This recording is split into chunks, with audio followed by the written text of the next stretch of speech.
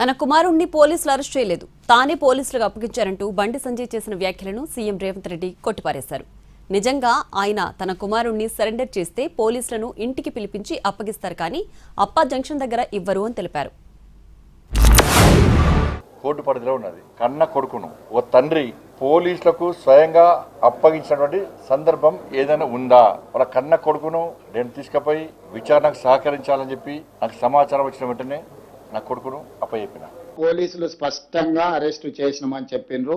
మా పోలీస్ సిబ్బంది చెప్పిందే నేను నమ్ముతాను. అతన్ని అరెస్టు చేసినాము.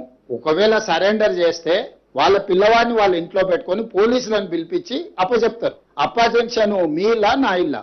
రోడ్డు మధ్యలో పోలీసులు నాకాబందీ చేసి వెహికల్స్ ని చెక్ చేస్తున్నప్పుడు అప్పా జంక్షన్ లో బండి భగీరథ పోలీసులకు చిక్కిండు. ఇది మా పోలీసులు నాకు చెప్పింది. నిజంగానే అతన్ని సరెండర్ చేసేది ఉంటే అతను ఎక్కడున్నాడో అక్కడికి ఈడ మా అబ్బాయి ఉన్నాడు, మీరు వచ్చి పోలీసులు ఇతన్ని సరెండర్ చేసుకోండి అని చెప్పిండ్రు అనుకోండి, అప్పుడు మనం సరెండర్ అనుకోవచ్చు.